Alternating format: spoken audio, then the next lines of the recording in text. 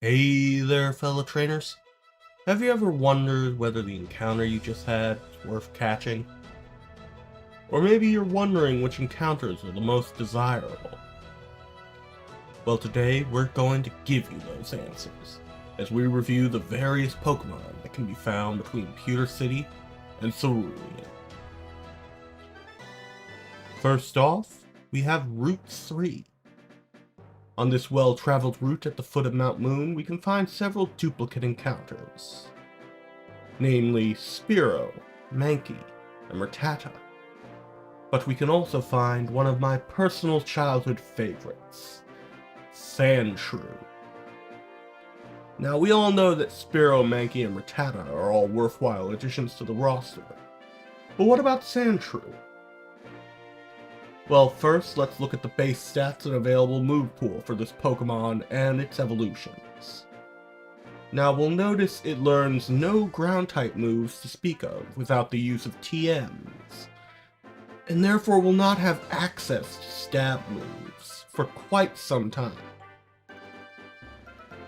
However, it should be noted that this is actually a common issue for pretty much all ground types in this generation, with the exception of Diglett, Dugtrio, and Geodude, who happen to learn Earthquake via level up, and thus this should not really influence our decision. So let's move on and look at the base stats. Like most Pokemon of this type, it boasts a high attack and defense stat, while having low special stats. However, unlike most other ground types, it has a decent speed stat. Only one other ground type shares this distinction, and that is Diglett and Dugtrio. Or rather, I should say, one other evolutionary line, but I digress. Sandshrew and Sandslash, however, are unlike them in that they are not glass cannons. They also have access to some fairly powerful physical moves early on, and so I personally think they are worth catching. But we spent enough time dallying on Route 3 at the foot of Mount Moon. Let's dive into the meat of this video, into the subterranean cave, and give some insight into the encounters found within. Now, Mount Moon is divided into 3 sections: Mount Moon 1F, B1F, and B2F. Technically, each section has its own encounters, but floors B1F and B2F share the exact same encounters, so for the sake of simplicity, I will be covering those two together. On the first floor, otherwise known as Floor 1F, you can encounter Clefairy, Geodude, Zubat, and once again, Sandshrew. Clefairy is a rare encounter here, but one that has great potential in the late game. In the early game, it's best relegated to the box and kept safe for future battles. Once you have access to a wide array of TMs, however, its evolved form, Clefable, becomes one of the most versatile special sweepers in this generation Pokemon. Now, Geodude is a bit more difficult to use effectively, but is by no means worthless. However, if you can get access to its final form of Golem, it's one of the most powerful physical walls in its generation. Not to mention, it also has access to the deadly move, Explosion, making it great for sacrifice plays when you have no answers left. Finally, we have Zubat. Now, Zubat is admittedly unpopular, no doubt in part due to the frequency with which it is encountered while traversing Mount Moon. Unfortunately, since this is Generation 1, it doesn't have access to the one evolved form that makes it worth catching: Crobat.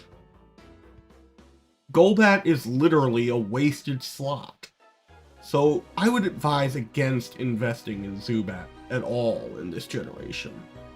Spend your resources on other Pokemon that will actually give you worthwhile returns. Of course, you're more than welcome to disregard this advice. It's not completely worthless, though instances where Zubat or Golbat are useful are few and far between in this generation.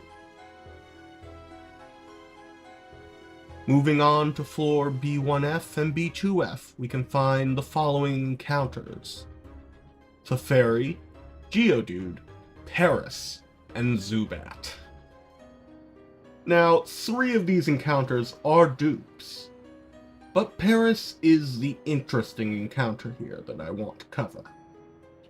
Normally I would say that based on its move pool and base stats, it's best for you to pass on this Pokemon for something more useful. However, we have to consider the timing of this encounter. This encounter occurs right before Cerulean City, and is one of the few grass-type encounters we get access to in the early game. Though it admittedly has no access to grass-type attack moves without TMs in Generation 1, it does still have the benefit of its typing for matchups. You could, in theory, use it as a pivot when switching between Pokemon during the gym battle, or even just use it to soak up hits. Beyond such niche usage, however, I can not really think of much value that you can squeeze from it in this generation. So, my advice if you get this encounter is to invest, but only as far as the second gym. Once you've beaten the second gym, its only real purpose is to be sacrificial fodder or sit in the box. Of course, once again, that is merely my opinion. Now, upon exiting Mount Moon, you enter back onto Route 4, because here's a fun fact. Route 4 technically covers the Pokemon Center outside the foot of Mount Moon, as well as the path between Mount Moon and Cerulean City. Sadly, in Pokemon Yellow, all you will find here are duplicate encounters. Namely, you will find Rattata, Spearow, Sandshrew, and Mankey. And we've covered these sufficiently in the past, so I see no need to go over them again. However, if you have any strategies, tips, or ideas relating to any of the encounters thus far that I didn't mention, feel free to leave them in the comments below. Your input is always welcome here. And with that, we're all out of time for today. If you enjoyed this video, make sure to hit that subscribe button, and stay tuned for more exciting content. I hope you all have a wonderful rest of your day, and thanks for watching. We'll see you next time.